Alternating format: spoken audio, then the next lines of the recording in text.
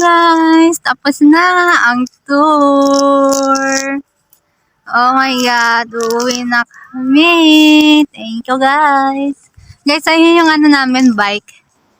Ayun! Ayun si Maki! Ayun yung bike namin! Bye! After namin dun sa kuweba, meron kami dinaanan na isa pang museum at pumasok kami dito. Nung pumasok kami dyan is prayer area lang siya, so bawal daw mag video kaya hindi ko na rin siya nakunhanan. First time ko pumasok dito sa museum na ito. Dati kapag nadadaanan ko ito is lagi siyang naka-close dun sa entrance. At dahil same kaming rest day ni Maki, nayaya ko nga siya dun sa kuweba, and then dito, and then mamaya, abangan niyo yung Hiwa Cannon kasi ilang beses na rin ako nakapasyal doon dahil first time ni Maki, ipapasyal ko siya doon. Bawal pumasok guys, hindi ko alam bakit.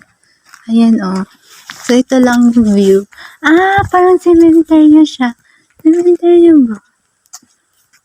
Ano namin pinuntahan na hindi pwedeng mag-video sa loob. And then, ito ulit. Sana! Punta kayo ulit yung Maki dito. Per second time ko na to. Yes. Hi! Bumalik na naman ako kay Buda. Ayun na guys. Malaki na. Pupunta si Maki doon. Aakyat siya. Ayun siya guys. Tara guys, muna tayo sa tok-tok. Sa tok-tok ng Buda. Ayun lang. Aakyat si Maki. Ayun si Maki, oh. Aakyat na siya. December 1. Ayun, guys. Aakyat na si Maki sa taas. Aakyat na si Maki sa taas. Ito lang naman yan.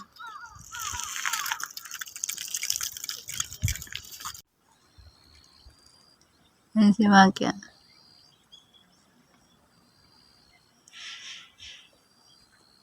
Guys, pumunta kami ulit dito sa Buda.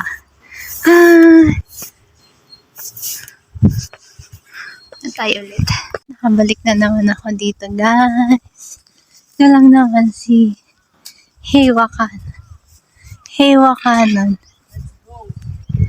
Saan mo na gustong pumunta? Ano ba yan sa Kanuma? Maki! Saan tayo pumunta, Maki? Bye-bye! Second time ko na pumunta dito, guys. After namin dito, dumiretso kami ng Hard Off. Bumili ako sa Hard Off. Nandun pa si Maki Bell. Maki!